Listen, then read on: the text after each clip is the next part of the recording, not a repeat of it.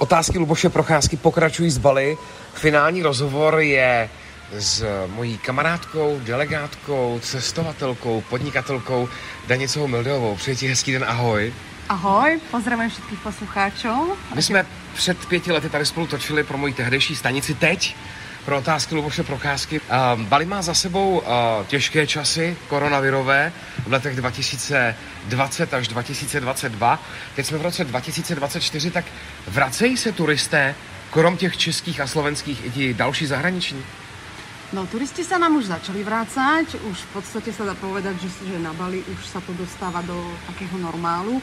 I keď sa trošičku zmenil ten podiel turistov, napríklad austrálskych, ktorí hodne chodili do takých oblastí ako je Kuta, Seminyak, Legian, tak tamto je strašne cítiť, že tento typ klientov austrálskych trošičku ubudol. Ale zase máme veľmi veľa Európanov, máme veľmi veľa Indov, Číňania stále ako prestali nejak chodiť vo veľkých skupinách, ale naozaj už sa teda ten ostrov znovu zmohol a máme tu obrovské množstvo turistov.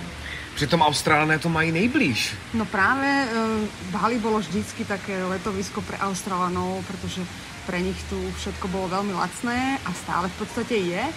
No ale asi nejak počas toho covidu sa nejak uzavreli a zmenili možno trošičku stratégiu, kam chodiť na tie dovolenky. Ono to súvisí samozrejme aj s tými spojmi leteckými, ktorých tu bolo naozaj strašne veľa. Všetky letecké spoločnosti sem chodili z Austrálie. Teraz ich je trošičku menej, alebo teda nie až tak často, že by chodili. Jak je to z Čechy a Slováky po covidu? No, z Čechy a Slováky je to po covidu tak, že nejak sme sa naučili fungovať v tej virtuálnej sfére a veľmi veľa ľudí začalo používať svoje vlastné cestičky, ako sa dá pricestovať na Bali a naozaj využívajú hodne internet a nejak menej sa snažia využívať vlastne služieb cestovných kancelárií. Aspoň teda podľa porovnania, koľko klientov sme tu mávali z cestovných kancelárií, ako sú trebárs Siam Travel, alebo Chedok, alebo Time Travel, tak naozaj tých klientov veľmi ubudlo.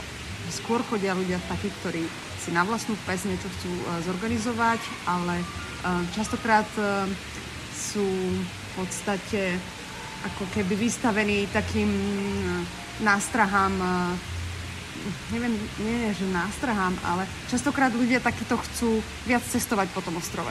Že chcú proste navštíviť nejakú časť, zase chcú sa presunúť inám a tam niekedy býva trošku problém, že potrebujú trošičku zmanéžovať tie jednotlivé transfery s možnosťou navštívenia nejakých miest alebo získania nejakých kontaktov v iných lokalitách, aby si tú dovolenku mohli užiť. Takže když to řekneme lidsky, lepší je zkusit například kontaktovat tebe a ty určitě velmi ráda se svým kolegou pomůžeš případné transfery nebo vybrat zajímavé lokality. No áno, my sme v podstate, ja s mojím kamarátom, sme sa po teda dlhej úvahe rozhodli, že žijeme teda na Bali už ja 17 rokov, on asi 13 rokov. Máme indonéskych partnerov, ktorí sú tie naše naozaj piliere toho našeho podnikania, pretože sme v Indonézii a musíme samozrejme rešpektovať lokálne zákony, takže sa snažíme robiť všetko legálnou cestou. A áno, sme si založili cestovnú kanceláriu, voláme sa Magické Bali a zabezpečujeme klientom takisto ubytovanie, ale aj teda transfery, nejaké výlety, nie len po Bali, aj keď sa voláme Magické Bali, ale robíme takisto Javu, Sulawesi, Borneo, Papuu, a východné ostrovy, ako je Komodo národný park, Sumatru, čiže celú Indonéziu. Dokážeme zabezpečiť všetko. Zní velmi hezky. Spousta lidí v Česku, kteří nás třeba slyší nebo o nás čtou, tak mají ten názor, že Bali je velmi drahá destinace, nejen na to se sem dostat, ale i tady si prázdniny užít. Já sám jsem na Bali po třetí a vždycky se snažím tento mýtus vyvrátit, že to tak není, že zkrátka musíte dobře plánovat a dobře si vybrat. Ty bys si chtěla okomentovat pro ty, kteří si říkají, Bali, to je pro mě nedostupné, tam se nikdy nedostanu, protože to je drahá destinace? Bali v žiadnom prípade nie je drahá destinácia. Vôbec to nie je pravda. A samozrejme je to o tom, kto má aké očakávania o ubytovaní, Keď niekto chce bývať v 5-hviezdičkovom, 6-hviezdičkovom hoteli, tak samozrejme tie ceny sú astronomické a to je naozaj celkom ako nedostupná záležitosť. Ale Bali nie je o tom zostať na nejakom luxusnom rezorte a tam sa ležať pri bazéne alebo pri mori, ale Bali je naozaj o tom spoznávať, cestovať, pochopiť tú kultúru, tie tradície, naozaj poznať tú prírodu, ktorá na Bali je. A na to nepotrebujete 5-hviezdičkový hotel, na to naozaj stačí 3-hviezdičkový hotel alebo úplne celý deň človek je na cestách, spoznáva a príde sa len naozaj do tej izby vyspať. A jediné, čo na tom je drahšie, je možno tá letenka, ale keď človek pohľadá, venuje tomu viac času, tak dokáže nájsť naozaj celkom dostupné letenky. Takže za mňa určite Bali je jedna z tých lacnejších destinácií. A teď, v jakém období klasického středoevropského roku pro toho turistu z Česka a Slovenska je dle tebe nejlepší na Bali vyrazit? Tak my jsme teď v zimním období stále ještě pro střední Evropu. Je tohle to nejvhodnější období pobývat tady? Ja si myslím, že áno, pretože u nás, stredoeurópanov, je naozaj tá zima taká, že ľudia chcú z tej zimy odísť. Buď sa idete lyžovať a keď nelyžujete, tak chcete ísť za teplom a máte už naozaj dosť tej jesene studenej, sichravej a tej zimy. Takže podľa mňa je dobré prísť práve, aby ste sa zohriali pred tým letom do takéto destinácie, čiže prísť od toho septembra do začiatku decembra, potom u nás sú Vianoce, takže každý chce na Vianoce byť doma a užiť si to, no a potom od januára do takého mája alebo apríla prísť do tepla, do teplých krajín. Vtedy tu nie je až tak strašne turistov. Sice je tu obdobie dažďov, ale môžeš sám vidieť, že obdobie dažďov, kedy tu ste práve, to neznamená, že prší od rána do večera, ale je to naozaj príjemné, keď trebárs večer sprchne na hodinku nejaká príjemná búrka a stejne tá teplota neklesá nejak výrazne a dá sa krásne kúpať aj v tom bazéne i za takovéhoto počasia, to je úplne jedno. Spousta lidí na mě mělo také dotaz, jestli je vhodné letět na Bali ve středoevropském létě. To je červené srpen. Jak tady je a jak vlastně fungují ty služby? Předpokládám, že stejně jako během roku. V podstate služby fungujú rovnako, ale musím povedať, že je to teda vysoká sezóna. Takže ubytovanie je drahšie, hotely si dávajú príplatky za ubytovanie, práve preto, že sú také dlhé prázdniny pre stredoeurópanov a častokrát cestujú rodiny s deťmi.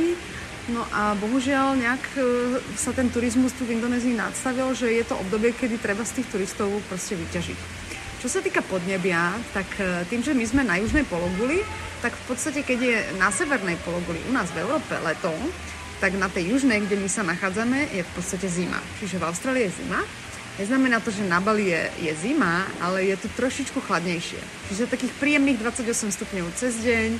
V noci to môže klesnúť na takých 24, čo je veľmi také svieže. Nepotrebujete ani klimatizáciu pri spaní. Je to naozaj príjemné. Ja mám strašne rada toto obdobie. Na Bali nehrozí, že by teploty klesly po 20 stupňů. No jedine v tých horách. Buďme úprimní, sám si vyšiel na tú sopku, takže tam si asi pocítil, že tam naozaj v noci bolo veľmi chladno. A naozaj v tých horách môže byť okolo 12 stupňov. Kľudne, 12-15 stupňov môže byť v noci. My jsme si před 5 lety v rozhovoru povídali o tvé cestě na Bali, o tom studiu tady v té oblasti, o seznámení s manželem, o založení rodiny, o tom, že tady se trváváš. A já jsem se ptal každého z hostů během toho pobytu tady, ať už Čechu nebo Slováku, je pro tebe Bali destinace, která je do konce života? Je to zakotvení už natrvalo? Je to ta rodina? Je to ten život? No, to je veľmi komplikovaná otázka, pretože ja nerada hovorím nikdy, nehovor nikdy. Samozrejme, že môj život sa uberá tým smerom, že som si tu našla naozaj zázemie, budujem si tú rodinu a nejak momentálne si neviem predstaviť, že by som odišla treba naspäť na Slovensko. Ale tie korene tam stále sú. Mne samozrejme chýba Slovensko, mám tam rodinu, mám tam priateľov a mám k Slovensku veľmi silný vzťah. Veľmi mi chýbajú prechádzky v horách a zbieranie hríb. Húb asi, áno. Čučoriedok a malín a tak. Tie Tatry naše mi naozaj chýbajú. Ale momentálne viem, že a už sa tak ako zmierujem s tým, že na to Slovensko sa asi už nevrátim. A naozaj to teda zostane tým môjim domovom aj naďalej. A asi pravdepodobne nastalo. co tobě nejvíc chybí právě ze Slovenska, ať už z kuchyně, z novin, z knih, je něco, po čem je tady stesk a co ti vozí tvoji přátelé a kamarádi? No, to je veľmi dobrá otázka. Čo sa týka jedla, tak je viacero vecí, čo mi chýba. V prvom rade mi strašne chýba treska s rohlíkom, čerstvý. A čo je teda taký rybí šalát. Neviem, Áno. S majonézou? Majonézou, áno. To je niečo neuveriteľné. To mi veľmi chýba, takže keď môžem, tak si to donesiem vždycky. Potom samozrejme syry, takže aj taký dobrý hermelín, veľmi pekne ďakujem. To veľmi, veľmi poteším, takéto dobroty. No a z tých sladkostí napríklad nejaká horálka, alebo nejaké kávové rezy a podobne. No a naozaj, asi mi naozaj tu na viac chýbajú také tie prechádzky v lese a v horách. Také, čo naozaj by sme si mohli my u nás trošku vážiť, že človek príde len na začiatku nejakej lesnej cestičky a hneď je tam značenie horské a môžete si prejsť celé hory. Či už sú to Karpaty, Tatry, alebo Jeseníky, Krkonoše, čokoľvek. To je neskutočná vec, čo máme u nás a veľa ľudí to nevie oceniť, si myslím. No. Já jsem tady navštívil už po třetí oblast nebo léčebné centrum Ketuta Liera. A pokaždé jsem, ať už od původního pana Ketuta nebo jeho nástupce, slyšel, že bych měl zvolnit a že by všichni v okolí měli zvolnit, aby se jim lépe žilo a byli zdravotně v pořádku. A Don't worry, be happy je klasická hláška Baliců, včetně nástupce Ketuta Liera. Skutečně to tak mají Balici nastavený, nebo je to jenom pozlátko pro turisty ve stylu Don't worry, be happy, buďte úplně v klidu, tady je naprostý klid, a nebo je to jenom přetvářka? Určite to nie je pretvárka. Oni naozaj sú takí kľudnejší a vyrovnanejší, čo samozrejme súvisí s tým náboženstvom. A naozaj treba ten život trošičku zvolniť. Ja som to zistila, keď som bola na Slovensku, že tam bolo všetko strašne uspiechané.